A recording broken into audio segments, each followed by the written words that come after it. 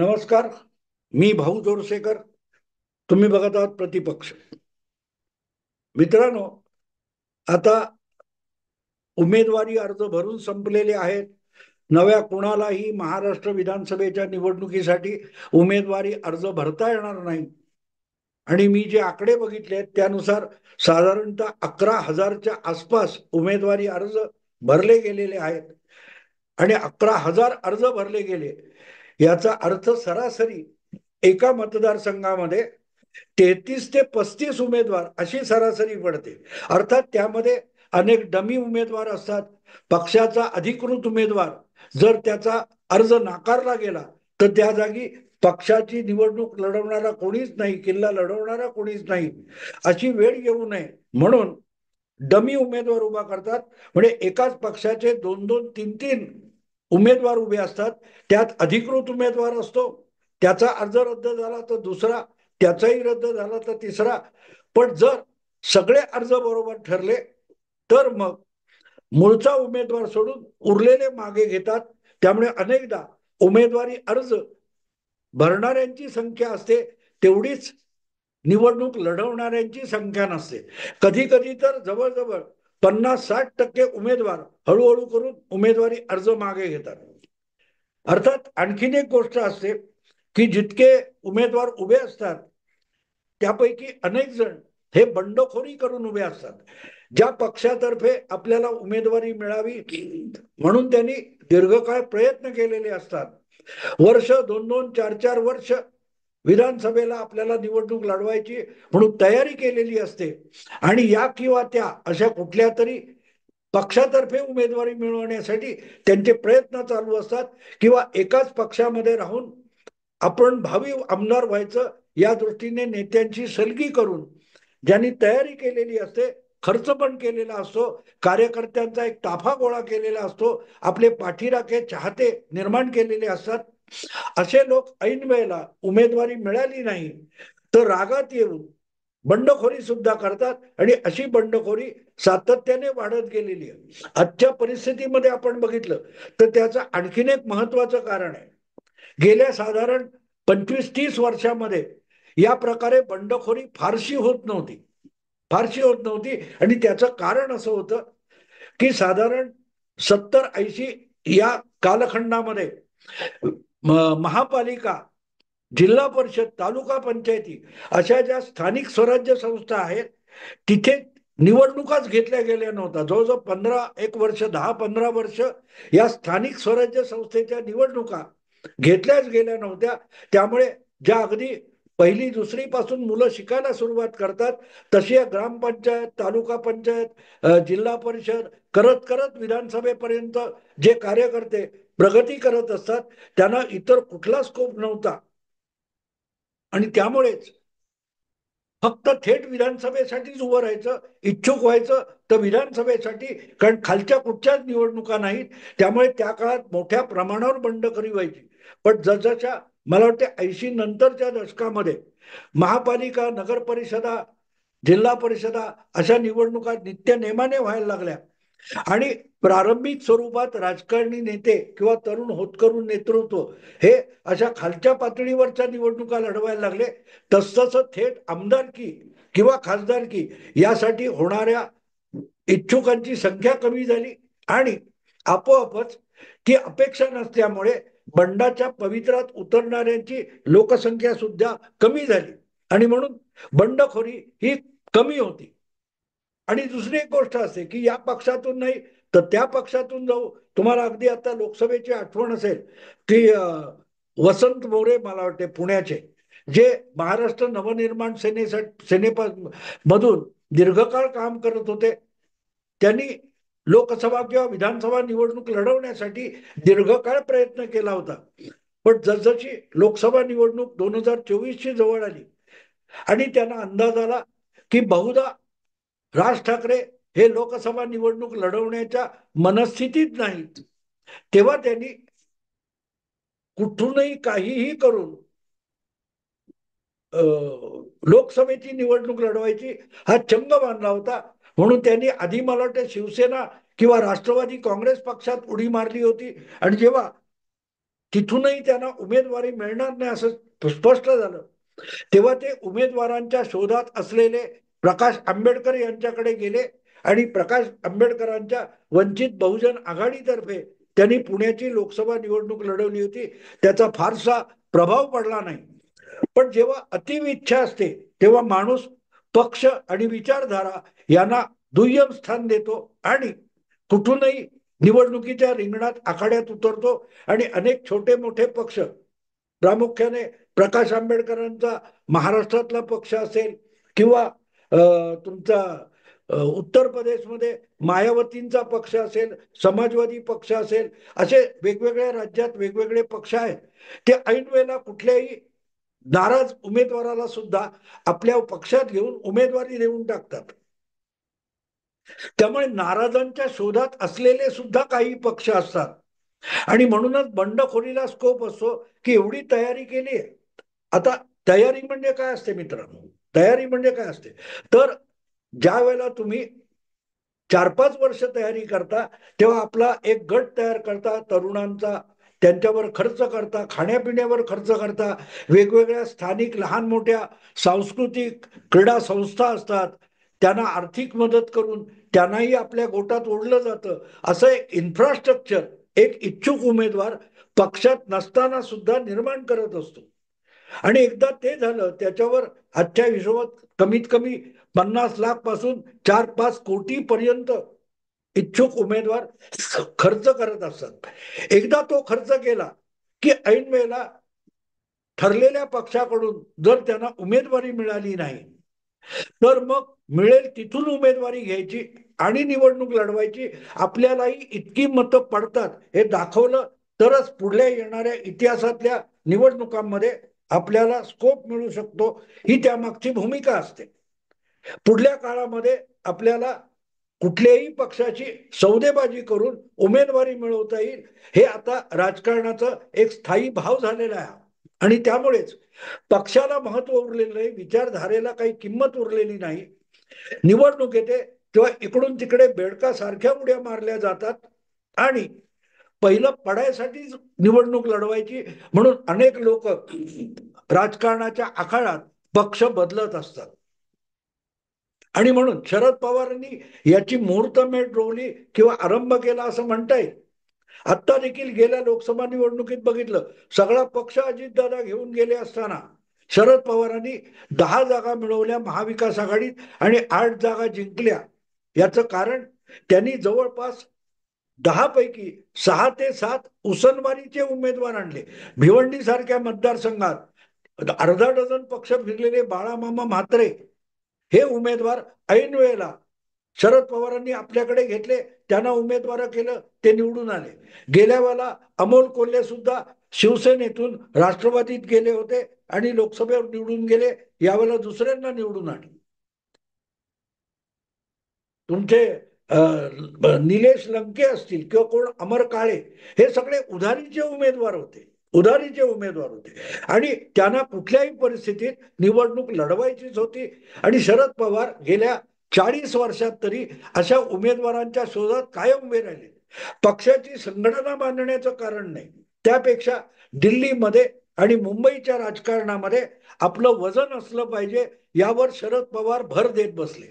आणि म्हणूनच संघटना बांधण्यापेक्षा जे कार्यकर्ते, जे नेते, जे इच्छुक स्वबळावर आपलं एक राजकीय दबदबा तयार करतात, त्यांना गोळा करायचे, त्यांना आपल्या पंखाखाली घ्यायचं आणि त्यांच्या खांद्यावर बसून आपण महाराष्ट्राचा किंवा दिल्लीच्या राजकारणातला नेता व्हायचं, हे शरद पवारांचं सूत्र राहिले. यावेळी सुद्धा तुम्ही बघितलं की भाजपतले कोण घाटगे असतील, हर्षवर्धन पाटील असतील, असे अनेक लोक शरद पवारांनी गोळा केले. त्याचा गाजावाजा खूप झाला. पण मग भाजपने तरी काय केलंय? मी जी माहिती बघत होतो त्यानुसार भाजपने अधिकृतपणे 288 पैकी 148 उमेदवार उभे केले. पण याखेरीज माझ्या माहितीप्रमाणे जवळजवळ 24-25 तरी भाजपचे खरे उमेदवार हे इतर मित्र पक्षातून किंवा अगदी शत्रू पक्षातून सुद्धा उभे आहेत. काय ते समरसिंग घाटगे असतील, हर्षवर्धन पाटील असतील, यांना मी राष्ट्रवादी शरद पवार गटाचे उमेदवार मानत नाही. आज ते तिकडे असतील, पण ते उद्या परत देवेंद्र फडणवीसांच्या इशाऱ्यावर भाजप सोबत येऊ शकतात. म्हणजे जे राजकारण शरद पवारांनी रुजवलं महाराष्ट्रात, त्याच्या पुढच्या टप्प्यातले काय तर डावपेच आहेत ते देवेंद्र फडणवीस आता खेळायला लागलेले. आणि म्हणून असं म्हणतात की एकनाथ शिंदे यांच्या पक्षाला महायुतीमध्ये ज्या जागा देण्यात आल्या त्यामध्ये 12 उमेदवार हे अचानक पक्ष बदलून शिंदे गटाच्या शिवसेनेत गेले आणि तिथून त्यांना उमेदवारी मिळाली. दुसरीकडे शिवसेनेतून उमेदवारी नाकारल्यामुळे 5 वर्षापूर्वी बंडखोरी करणाऱ्या वांद्रे पूर्वच्या तृप्ती सावंत नंतर भाजपमध्ये गेल्या होत्या. काल परवा त्या अचानक अर्ज भरायच्या संपायची मुदत आदल्या दिवशी मनसेमध्ये गेल्या आणि त्यांना मनसेतर्फे उमेदवारी मिळाली. अशा प्रकारे बरेच लोक आहेत. असं म्हणतात की 24, 25 ते 30 भाजपचे उमेदवार किंवा देवेंद्र फडणवीसांची जवळीक असलेले उमेदवार हे इतर पक्षामध्ये म्हणजे युतीमधल्या मित्र पक्षांमध्ये किंवा आघाडीतल्या कुठल्या तरी पक्षाकडे जाऊन उमेदवार झालेले. आणि त्यामुळे विधानसभेच्या निवडणुकीत देवेंद्र फडणवीस यांनी फडणवीसी डावपेच करण्यापेक्षा पवार नीतीचा अवलंब केलेला दिसतोय. पवार नीती ही देवेंद्र फडणवीस अंमलात आणताना दिसतंय. उमेदवार आमचा, पण पक्ष तुमचा आणि निशाणी तुमची, ही शरद पवारांची रणनीती राहिलेली आहे आणि दीर्घकाळ राहिलेली आहे. तुम्हाला पुन्हा आठवण करून देतो, 1995च्या निवडणुकीत शरद पवारांनी मुख्यमंत्री असताना आपल्याशी एकनिष्ठ असलेले पण काँग्रेस श्रेष्ठींनी ज्यांना उमेदवारी नाकारली अशा महाराष्ट्रातल्या जवळजवळ 40-50 लोकांना बंडखोरी करायला लावली होती आणि त्यामुळे जवळजवळ 35 का 38 अपक्ष काँग्रेसवाले निवडून आले होते. शरद पवारांनी मनोहर जोशींचं सरकार बनवत असताना ह्या अपक्षांचा 30-32 लोकांचा घोळका हा युतीकडे पाठवला होता. गावित असतील, डॉक्टर गावित किंवा हर्षवर्धन पाटील यासारखे, अनिल देशमुख यासारखे अपक्ष शरद पवार निष्ठ हे 95 मध्ये युतीच्या सरकारमध्ये आले आणि पहिल्यांदा मंत्री झाले. पण ते शरद पवारांचे होते, अपक्ष म्हणून निवडून आले. आणि 1999 मध्ये शरद पवारांनी जेव्हा काँग्रेस बाहेर पडून वेगळा पक्ष राष्ट्रवादी काँग्रेस पक्ष स्थापन केला, तेव्हा यापैकी अनेक आमदार, मंत्री, अनिल देशमुख वगैरे हे मंत्रीपद सोडून सुद्धा शरद पवारांच्या सोबत गेले होते आणि राष्ट्रवादीचे आमदार आणि मंत्री झाले होते. तेव्हा याला फडणवीसी म्हणता येत नाही. शरद पवार आत्ता जे राजकारण खेळतायत हे राजकारण हे पवार नीती आहे, फडणवीसी नाही. फडणवीसी राजकारणामध्ये अनेक दिग्गजांना, मातब्बरांना धोबी पछाड देणे याला मी फडणवीसी म्हणतो. जे आत्ता विधानसभेच्या निवडणुकीत फडणवीस किंवा त्यांचे निकटवर्तीय भाजपमधले जे डावपेच खेळतायत त्याला पवार नीती म्हटलं पाहिजे. आणि मग ते बघितलं तर मला असं वाटतं की प्रत्यक्ष अर्ज मागे घेण्यापर्यंतच्या काळामध्ये भाजपचे कुठल्याही पक्षात पसरलेले मिळून 180च्या आसपास उमेदवार असतील. म्हणजे 288 मध्ये जर भाजपच्या भूमिकेशी, भाजपच्या नेतृत्वाशी निष्ठा ठेवणारे जर 180च्या आसपास उमेदवार असतील तर जेव्हा विधानसभेच्या निवडणुकीचा निकाल लागेल तेव्हा कदाचित 145 हा बहुमताचा जो आकडा आहे तो भाजप निष्ठानी, देवेंद्र फडणवीस निष्ठानी पूर्ण केलेला असेल. ते सगळेच्या सगळे भाजपमधले नसतील, कमळ निशाणीवर निवडून आलेले नसतील. कमळ निशाणीवर निवडून आलेले कदाचित 120 वगैरे असतील, 115 असतील. पण आवश्यक असलेले 30-35 आमदार हे देवेंद्रनिष्ठ असतील, देवेंद्र फडणवीसांचे निकटवर्ती असतील, पण ते वेगवेगळ्या पक्षात पसरलेले असतील. आणि या दृष्टीने विचार केला तर मग आणखीन एक गोष्ट सांगितली पाहिजे की तुमच्या राज ठाकरेंनी मनसेतर्फे नेमकी किती उमेदवार उभे केलेत याची मला आज तरी कल्पना नाहीये. कदाचित 80-90-100 सुद्धा असतील. ते आणखीन 4-5 दिवसानंतर स्पष्ट होईल. पण राज ठाकरे गेली वर्ष 1.5 वर्ष विधानसभा निवडणुका, लोकसभा निवडणुका लागण्या आधीपासून एक गोष्ट सातत्याने सांगत आलेले की मी महायुतीत असेन की नाही, मनसे ही महायुतीत असेल किंवा महाविकास आघाडीत असेल किंवा कुठच्याही आघाडीत असेल की नाही मला माहिती नाही, पण विधानसभा निवडणुकीचे निकाल लागल्यानंतर मनसे हा पक्ष सत्तेचा एक भागीदार असेल हे मात्र राज ठाकरे सातत्याने आणि पुन्हा पुन्हा सांगत राहिलेले आहे. आणि म्हणून मला असं वाटतं की महायुतीच्या जवळ आपण आहोत हे राज ठाकरे सातत्याने दाखवत आलेले आहेत. आज त्यांचे सुपुत्र अमित ठाकरे हे दादर माहीम मधून निवडणूक लढवत आहेत. तिथे एकनाथ शिंदे यांचे सदा सरवणकर हे उमेदवार आहेत, पण ते सुद्धा डळमळीत वाटतात इतकं भाजपने उघडपणे अमित ठाकरे यांना पाठिंबा दिलाय. आणि त्याचा अर्थ सरळ आहे, त्याचा अर्थ सरळ आहे की निवडणुकीचे निकाल लागल्यानंतर स्वतंत्रपणे निवडणूक लढवणारी महाराष्ट्र नवनिर्माण सेना ही महायुतीच्या येणाऱ्या सरकारमध्ये सहभागी होण्याच्या तयारीनेच या निवडणुकीच्या आखाड्यात उतरलेली आहे. जे गणित 2019 मध्ये देवेंद्र फडणवीसांसकट भाजपच्या लोकांना अंधारात ठेवून शरद पवार आणि उद्धव ठाकरे यांनी साटोलोट करून खेळलेलं होतं, ती पवार नीती होती की उद्धव ठाकरेंना तिकडे ठेवायचं, आमदार निवडून आणायचे आणि मग अख्खा पक्ष घोडेबाजार करायचा नाही तर अख्खा तबेलाच खरेदी करून टाकायचा, खोके नाही तर कंटेनरच्या किमती मोजून अख्खा पक्ष फोडायचा आणि जिंकलेल्या युतीला सत्तेपासून वंचित ठेवायचं आणि एक नवी आघाडी निकालानंतर बनवायची, ही जी रणनीती किंवा पवार नीती 5 वर्षापूर्वी अवलंबण्यात आली होती ती यावेळेला पवार लढवत आहेत की फडणवीस लढवत आहेत असा प्रश्न मला पडतो, तुम्हालाही पडत असेल. नेमका कुठला गेम कुठे खेळला जातोय याचा अंदाज कोणालाही बांधता येत नाहीये.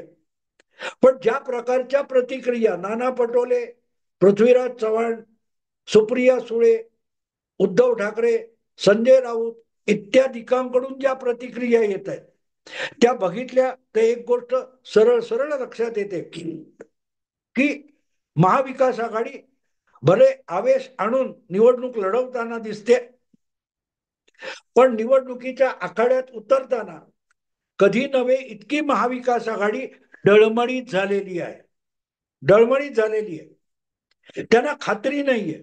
उद्धव ठाकरे यांनी शिवडीचा मतदारसंघ असो किंवा आणखीन कुठच्या मतदारसंघात असो मित्र पक्षांना विचारात न घेता उमेदवाऱ्या जाहीर केल्या, त्यांना एबी फॉर्म दिले, त्यातल्या काही लोकांना एका मतदारसंघात 2-2 दिले.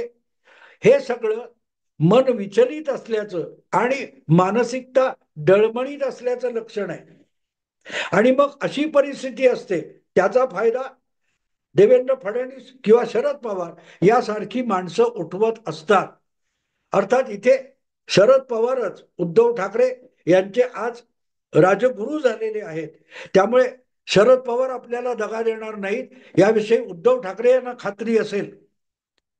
पण शरद पवार जर स्वतःवर विश्वास ठेवत नाहीत तर त्यांच्यावर उद्धव ठाकरे आणि इतर कोणी विश्वास ठेवून उपयोग नसतो. पण एक गोष्ट आहे, देवेंद्र फडणवीसांवर उद्धव ठाकरे यांचा काडी मात्र विश्वास नाही यात शंका नाही. पण तरीही देवेंद्र फडणवीस नेमका कुठला गेम खेळतायत हे सुद्धा उद्धव ठाकरेंना कळलेलं नाही.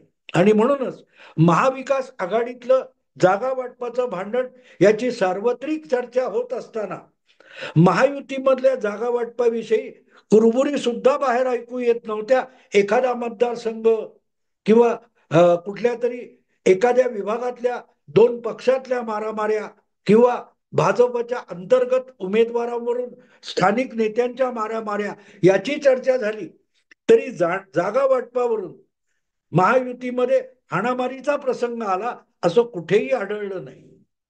कुठेही आढळलं नाही.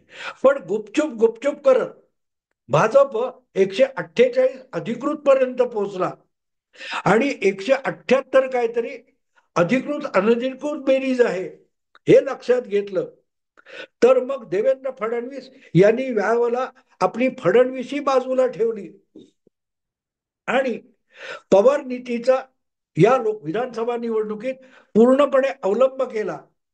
आणि मी पुन्हा येईन असं 5 वर्षापूर्वी का बोललो होतो हे सिद्ध करण्यासाठी त्याविषयी वाक्शर न बोलता पूर्ण तयारी केलेली दिसते. साधी सरळ गोष्ट आहे. विधानसभा निवडणुकीत फडणवीस शरद पवार व्हायला निघालेले आहेत, झालेले आहेत. निकालानंतर त्याचा प्रत्यक्ष परिणाम आपल्याला बघायला मिळेल. आता इथेच थांबतो. आवडलं लाईक करा, शेअर करा आणि प्रतिपक्षाला सबस्क्राईब करा. नमस्कार.